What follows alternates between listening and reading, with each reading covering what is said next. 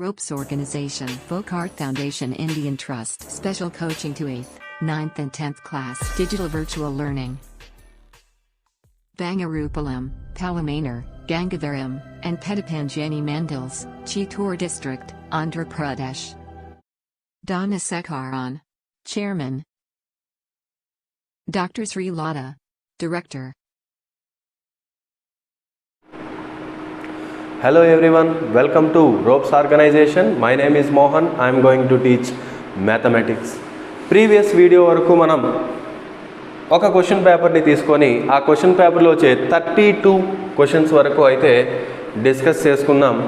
ఈ వీడియోలో మనం 33A అండ్ 33B క్వశ్చన్స్ గురించి డిస్కస్ చేసుకుందాం. ఈ 33A 33B క్వశ్చన్స్ ఎలాంటి క్వశ్చన్స్ అంటే, సో 33A అనేది మనకి గ్రాఫ్ వచ్చారు అండ్ 33B వచ్చి టాంజెంట్ కన్స్ట్రక్షన్ అయితే ఇవ్వడం జరిగింది. ఓకే, సో గ్రాఫ్ మీకు ఈజీగా 8 మార్క్స్ తెచ్చిపెట్టేటటువంటి క్వశ్చన్ గ్రాఫ్ కన్స్ట్రక్షన్, అదేవిధంగా టాంజెంట్ కన్స్ట్రక్షన్ కూడా. సో ఇది ఇంటర్నల్ చాయిస్ ఉంది కాబట్టి ఎగ్జామ్లో మీరు ఈ రెండిట్లో ఏదో ఒక క్వశ్చన్ అయితే మీరు అటెంప్ట్ చేయొచ్చు. సో ఇప్పుడు నేను రెండు క్వశ్చన్స్ని మీకు ఎక్స్ప్లెయిన్ చేస్తాను.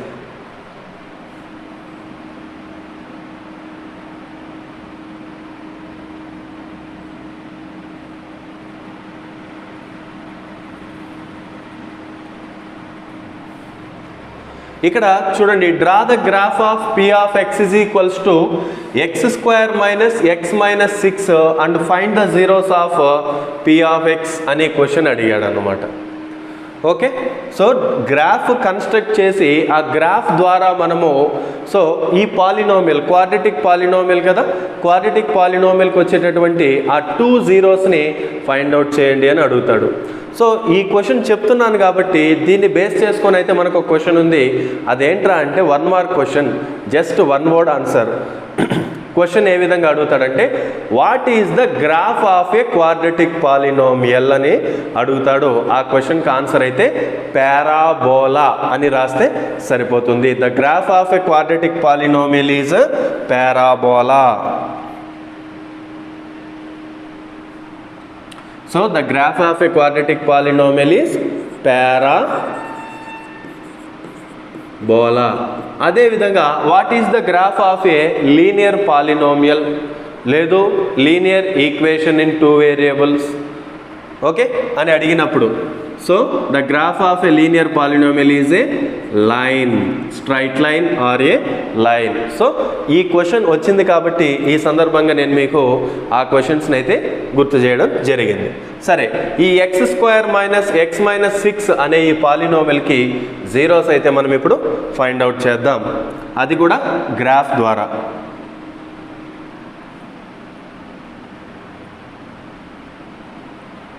సో మనకి గ్రాఫ్ అయితే ఇలా ఉంటుంది. ఫస్ట్ ఇచ్చిన పాలినోమియల్,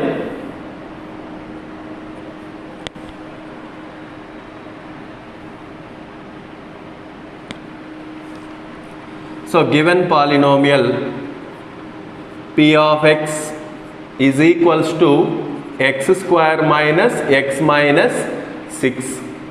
ఓకే, తీసుకున్న తర్వాత ఫస్ట్ మనము ఎక్స్ వాల్యూస్ని ఒక టేబుల్ అయితే మనం కన్స్ట్రక్ట్ చేయాలి. ఆ టేబుల్ కోసం ఫస్ట్ ఎక్స్ వాల్యూస్ అయితే తీసుకోవాలి. ఈ ఎక్స్ వాల్యూస్ ఎలా తీసుకోవాలి అని కొంతమంది కన్ఫ్యూజన్ ఉంటుంది. సో మనం ఈ ఎక్స్ వాల్యూస్ అనేది ర్యాండమ్గా తీసుకోవడం జరుగుతుంది. అంటే మనకు నచ్చినటువంటి వాల్యూస్ తీసుకోవచ్చు, మరి పెద్ద వాల్యూస్ కాకుండా సింగిల్ డిజిట్ వాల్యూస్ తీసుకోవడం అనేది మనకి అవి ప్లస్ వాల్యూస్ అయినా కావచ్చు, మైనస్ వాల్యూస్ అయినా కావచ్చు. సో ర్యాండమ్గా ఏం తీసుకుంటామంటే -3, -2, -1, 0, +1, +2, +3 అని అయితే తీసుకోవచ్చు. సో అలా తీసుకున్న తర్వాత సో ఇక్కడ ఫస్ట్ టర్మ్ ఏంటి, ఎక్స్ స్క్వేర్. ఎక్స్ స్క్వేర్ అంటే ఈ ఎక్స్ వాల్యూస్ అన్నిటికీ కూడా స్క్వేర్ చేయాలి. -3 whole square +9 -2 whole square that is +4 -1 whole square, that is 1 0 square, that is equals to 0 plus 1 square, that is plus 1 plus 2 square, that is equals to plus 4 and plus 3 square, that is plus 9. X square value అయితే మనకి వచ్చేసింది. ఆ తర్వాత మనము x square తర్వాత minus X సింబల్తో కలిపి తీసేసుకోండి. Minus X అంటే ఎక్స్కి అన్నిటికీ కూడా మనము మైనస్ అప్లై చేస్తాము. Minus of minus 3 plus 3, minus of minus 2 plus 2, minus of minus 1 plus 1. So minus 0 minus 0 అన్నా ప్లస్ 0 అన్నా that is 0 is 0. So minus of plus that is minus 1 minus 2 minus 3 అవుతుంది. తర్వాత minus 6 minus 6 తీసుకుంటే minus 6 అనేది constant కదా. So minus 6 minus 6 minus 6 minus 6 minus 6 minus 6 and minus 6. So ఇప్పుడు y యాక్చువల్గా y value ఏంటంటే y is equals to p of x. ఈ p of x మొత్తం కలిపితే y అవుతుంది అన్నమాట. మనము ఆ టర్మ్స్ 3 టర్మ్స్ ఉన్నాయి కదా, ఆ 3 టర్మ్స్ని మనము వాటి సింబల్స్తో సహా తీసేసుకున్నాం కాబట్టి మీరు మైనస్లు ఉన్నాయి మధ్యలో ప్లస్లు ఉన్నాయని మీరు కన్సిడర్ చేయాల్సిన అవసరం లేదు, డైరెక్ట్గా సాల్వ్ చేయొచ్చు. చూడండి y వాల్యూ x స్క్వేర్ నుంచి స్టార్ట్ అవుతుంది. స్టూడెంట్స్ ఎవరైనా x నుంచి సాల్వ్ చేయడం స్టార్ట్ చేశారనుకోండి మీకు తప్పు ఆన్సర్లు అయితే వస్తాయి. కాబట్టి x స్క్వేర్ నుంచి స్టార్ట్ చేయాలి. Okay, X square minus X minus 6 ఈ టోటల్ కలిపితే y. ఓకేనా. So 9 plus 3 12, 12 minus 6 plus 6. Next 4 plus 2 6, 6 minus 6 0.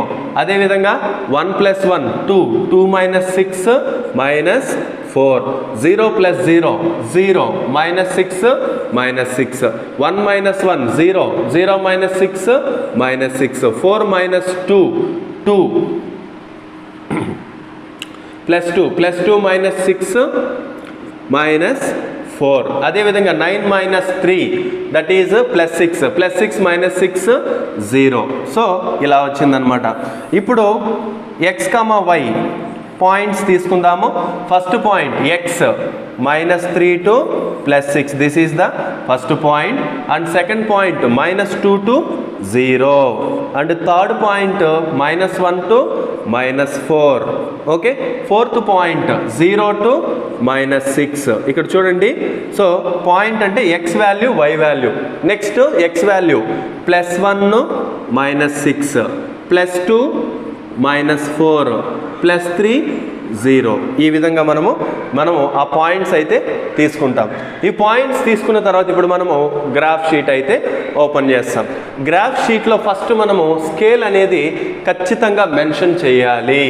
Okay, scale అంటే x axis, this is called as x axis and this is called as y axis. ఓకేనా. ఈ x axis y axis తీసుకున్నప్పుడు and this is the origin denoted with O. ఓకేనా, this is the origin denoted with O.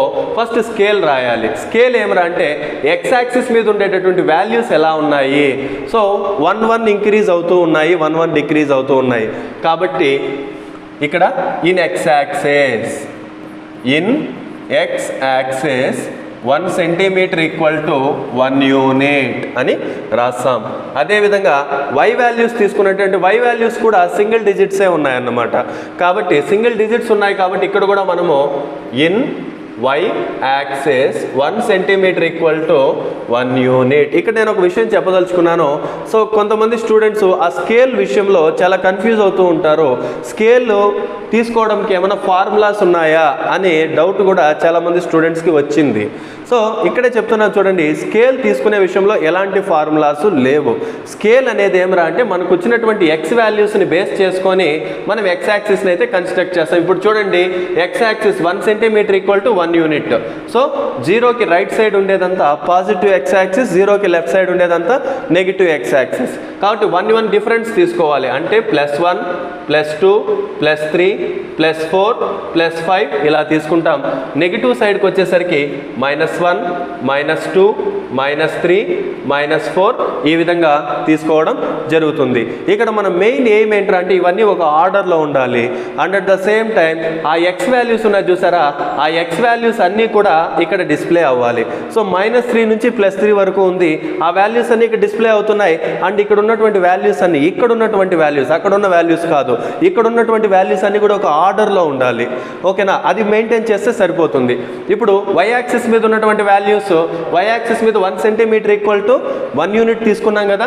So 0కి పైన, okay 0 కాదు ఇది O ఆరిజిన్కి పైన, this is y axis. ఈ y యాక్సిస్లో సో ఆరిజిన్కి పైన పాజిటివ్ y వాల్యూస్, ఆరిజిన్కి కింద నెగిటివ్ y వాల్యూస్ అయితే మనము తీసుకుంటాం అన్నమాట.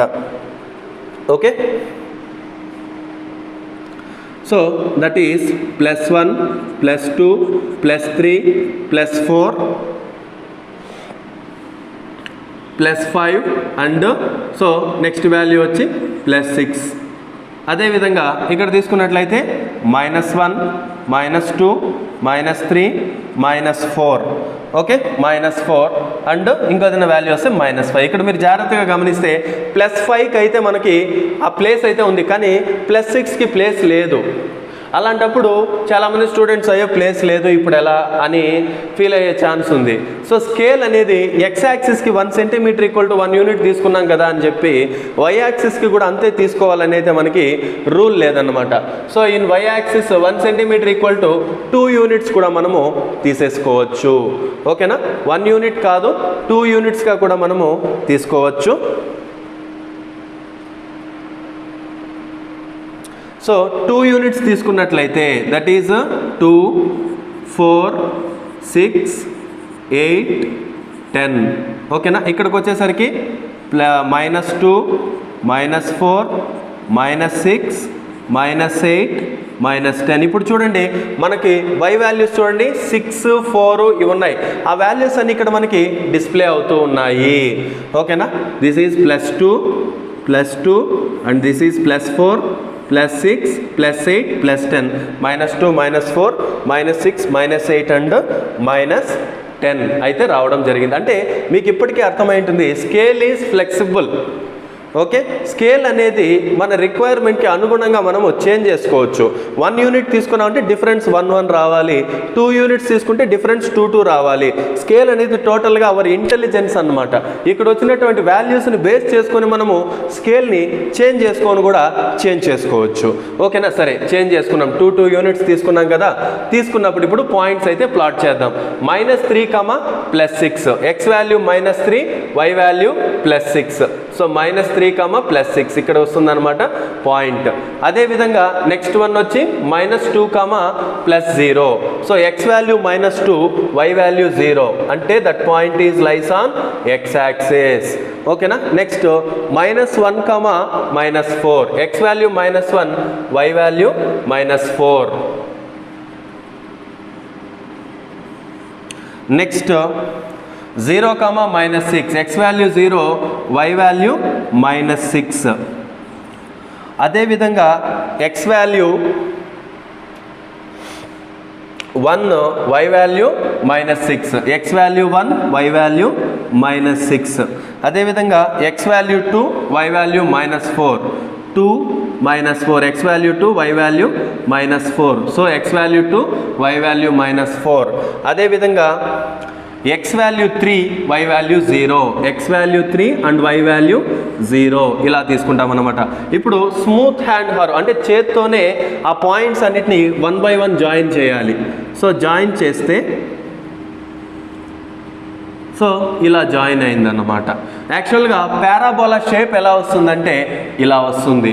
సో ఇది కూడా ఆల్మోస్ట్ అలానే ఉంది, కానీ ఇక్కడికి వచ్చేసరికి నెగిటివ్ సైడ్ కొంచెం ఇంక్రీజ్ అయింది, పాజిటివ్ సైడ్ ఇంక్రీజ్ కాలేదు. పాజిటివ్ సైడ్ ఇంక్రీజ్ అవ్వాలి అంటే ఇక్కడ ఉన్నటువంటి పాజిటివ్ నెంబర్స్ ఇంకొకటి ఇంక్రీజ్ చేసుకోవచ్చు. అప్పుడు కొంతమంది స్టూడెంట్స్కి ఒక చిన్న డౌట్ అయితే వస్తుంది, సార్ మేమేమో ఇంక్రీజ్ చేద్దాం అనుకున్నాము కానీ మా పేపరు ఆ షీట్ అయితే అయిపోయింది సార్, మేమేం చేసేది అంటారు. సో మీరు సింపుల్గా గుర్తుపెట్టుకోండి, నెక్స్ట్ మీరు ఇక్కడ తీసుకోగలిగితే ఏ నెంబర్ తీసుకుంటారు, 4 తీసుకుంటారన్నమాట. సో ఎక్స్ వాల్యూ 3 వచ్చేసరికి సో నెగిటివ్ ఎక్స్ వాల్యూ -3 దగ్గర స్టాప్ అయింది. అదేవిధంగా ఎక్స్ వాల్యూ 4 తీసుకున్నారనుకోండి, ఖచ్చితంగా y వాల్యూ +6 వస్తుంది. దానికి ఎగ్జాంపుల్ మీరు ఇక్కడ గమనించండి, ఎక్స్ వాల్యూ -1 తీసుకున్నారు, ఎక్స్ వాల్యూ -1 దగ్గర అండ్ ఎక్స్ వాల్యూ +2 దగ్గర రెండిటికి -4 వచ్చింది. ఓకేనా. అదేవిధంగా ఎక్స్ వాల్యూ 0 తీసుకున్నప్పుడు y వాల్యూ మనకి -6 రావడం జరిగింది, 1కి కూడా -6 రావడం జరిగింది. ఓకేనా. అదేవిధంగా 3 తీసుకుంటే -1 తీసుకున్నప్పుడు 0నే, సారీ -2 తీసుకున్నప్పుడు 0నే y వాల్యూ, అదేవిధంగా +3 దగ్గర 0నే. కాబట్టి నెక్స్ట్ వాల్యూ తీసుకునేసరికి ఇక్కడ వచ్చిన y వాల్యూనే వస్తుంది, అంటే 4,6 అన్నమాట. That is 4,6. లేదు మేము వేస్తాము అంటే వేసి కూడా చెక్ చేసుకోండి, మనకి అదే వాల్యూ అయితే మనకి వస్తుంది. సో ఒక కంప్లీట్ పారాబోలా షేప్ అయితే వస్తుంది. ఇప్పుడు కొంతమంది స్టూడెంట్స్కి వచ్చే డౌట్, సార్ ఈ షేప్ ఖచ్చితంగా రావాలా అంటే, ఖచ్చితంగా రావాల్సిన అవసరం అయితే లేదు, కానీ మనం డ్రా చేసినటువంటి ఆ పారాబోలా షేప్ అనేది ఎక్స్ యాక్సిస్ని 2 టైమ్స్ ఇంటర్సెక్ట్ అన్నా చేయాలి, లేదు అంటే అదే ఎక్స్ యాక్సిస్ని 1 టైమ్ టచ్ చేస్తూ వెళ్ళాలి. ఫర్ ఎగ్జాంపుల్ డయాగ్రామ్ ఇలా వేస్తాము, ఇది చూడండి ఎక్స్ యాక్సిస్ని 1 టైం టచ్ చేస్తూ వెళ్ళింది. 1 టైం టచ్ చేసినా సరే, ఫర్ ఎగ్జాంపుల్ 3 అనే నెంబర్ దగ్గర టచ్ అయింది అనుకుందాం.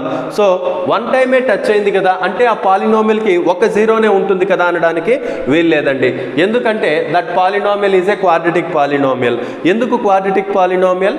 It represents a parabola. ఇది పారాబోలాని రిప్రజెంట్ చేస్తుంది కాబట్టి అది క్వాడ్రటిక్ పాలినోమియల్. మరి 1 టైమే టచ్ అయింది కదా, ఆ 3ని 2 టైమ్స్ రాసుకోండి. Therefore the zeros of that polynomial is 3,3 అని రాయండి. సరే, మన క్వశ్చన్ కాడికి అయితే వచ్చేద్దాము. సో మనం డ్రా చేసినటువంటి ఈ పారాబోలా ఎక్స్ యాక్సిస్ని 2 డిఫరెంట్ పాయింట్స్ దగ్గర అయితే టచ్ చేయడం జరిగింది. ఆ 2 డిఫరెంట్ పాయింట్స్ ఏవేవి? -2 and +3. So -2, +3 are zeros of P of X. ఫైనల్గా ఆన్సర్ అయితే మనము రాస్తాం. ఓకేనా. సరే, మరొకసారి ఈ గ్రాఫ్ గురించి మనము డిస్కస్ చేద్దాం.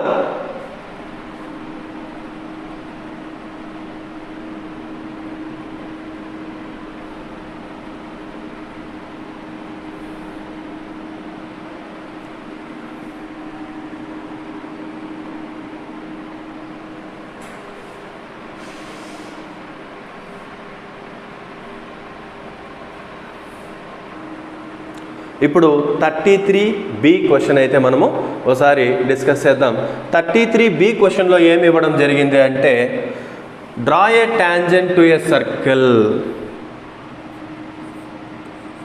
డ్రా ఏ టాంజెంట్ కాదు, draw tangents to a circle. Tangents, pair of tangents to a circle. Draw tangents to a circle of radius 5 centimeters. Draw tangents to a circle of radius 5 centimeters. 5 centimeters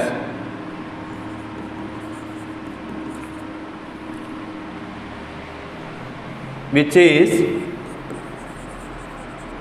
from an exterior point which is 8 centimeters away from the center. Okay, so we have to draw a tangents to a circle. ఒక circle కి మనము tangent first rough diagram వేయాలి. వాడు ఇచ్చిన information ప్రకారం వేద్దాము. Okay, first of all draw A rough diagram to a circle. Draw చేసిన తర్వాత this is the centre of the circle O and there is an exterior point called P.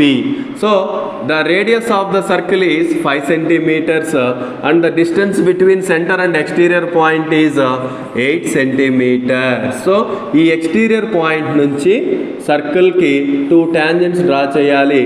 So PA and PB. ఓకేనా. So OA is radius and OB is also radius, each 5 centimeters. ఇలా first మనము ఒక rough diagram అయితే draw చేసుకోవాలి. Rough diagram draw చేసిన తర్వాత ఇప్పుడు మనము కన్స్ట్రక్షన్ అయితే స్టార్ట్ చేయాలి. ఇక్కడ ఉన్నటువంటి మనకి ఉన్నటువంటి ఎక్విప్మెంట్ వల్ల నేను ఫస్ట్ మీకు ఎక్స్ప్లెయిన్ చేస్తాను. సో దాన్ని బేస్ చేసుకొని మీరు కన్స్ట్రక్ట్ చేయండి. మీకు ఏదైనా డౌట్స్ ఉన్నట్లయితే నాకు కామెంట్ సెక్షన్లో అయితే తెలియచేయండి. ఫస్ట్ ఏం చేయాలంటే మనము ఈ సర్కిల్ని అయితే మనము డ్రా చేయాలి 5 సెంటీమీటర్స్ రేడియస్తో. ఓకేనా? మరి ఈ 5 సెంటీమీటర్స్ రేడియస్ ఎలా తీసుకోవాలి అంటే మీరు మీ కాంపాస్ తీసుకోవాలి. ఆ కాంపాస్లో పెన్సిల్ని ప్లేస్ చేసి కాంపాస్ తీసుకోవాలి. ఆ కాంపాస్కి మెటల్ పాయింటర్, పెన్సిల్ పాయింటర్ అని రెండు ఉంటాయి. సో మీ స్కేల్ తీసుకొని మెటల్ పాయింటర్ని 0 దగ్గర తీసుకొని పెన్సిల్ పాయింటర్ని 5 దగ్గర తీసుకోండి. అప్పుడు ఆ డిస్టెన్స్ అనేది మనకి 5 సెంటీమీటర్స్ అవుతుంది. ఫస్ట్ ఒక పాయింట్ అయితే తీసుకోండి ప్లెయిన్ పేపర్ మీద. That point is O. Okay?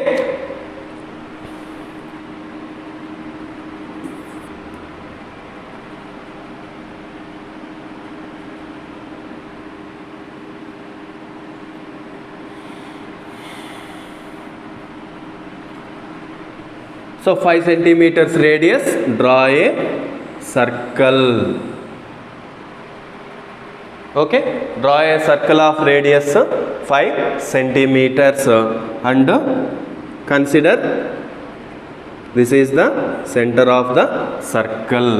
So draw చేసిన తర్వాత మనము సర్కిల్ సెంటర్ నుంచి ఆ ఎక్స్టీరియర్ పాయింట్కి మధ్యలో ఉన్న డిస్టెన్స్ 8 సెంటీమీటర్స్ కదా. సో స్కేల్ యూజ్ చేసి సెంటర్ దగ్గర నుంచి 8 సెంటీమీటర్స్ డిస్టెన్స్తో P అనే పాయింట్ని మనము ప్లాట్ చేయాలన్నమాట.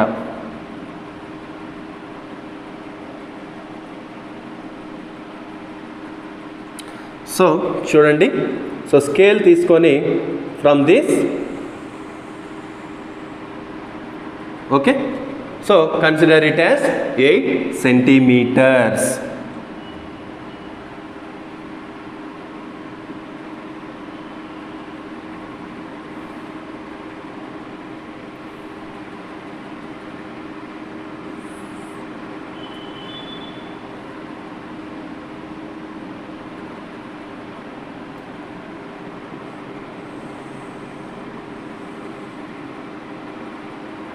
Okay, so this exterior point is called P.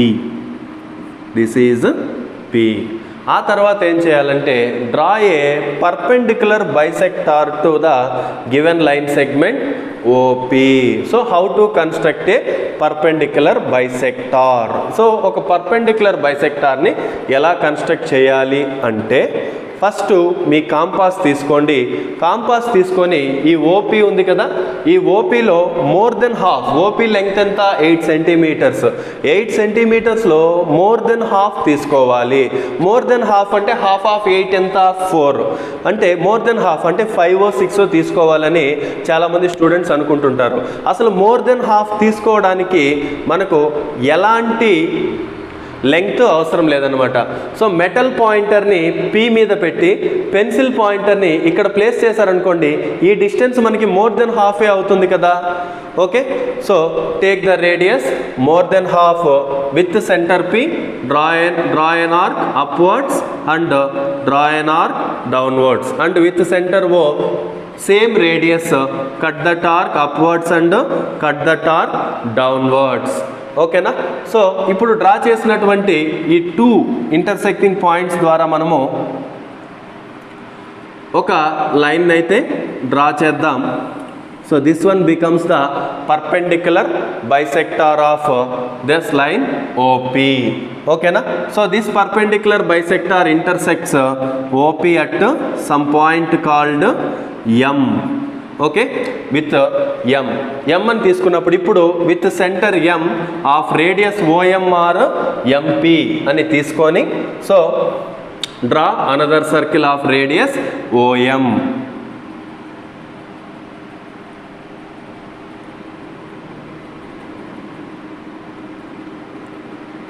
So ఇంకొక సర్కిల్ని అయితే డ్రా చేస్తాం.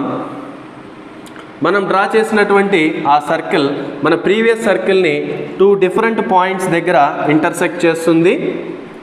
So one point is called A and another point is called B. Okay,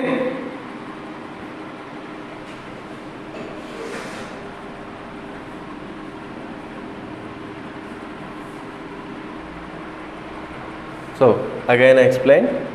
So this perpendicular bisector intersects OP at a distinct point called M. Okay, with the center M we have to draw one more circle of radius OM or MP. Okay, any radius తీసుకొని మనము ఇంకొక సర్కిల్ని అయితే draw చేస్తాము.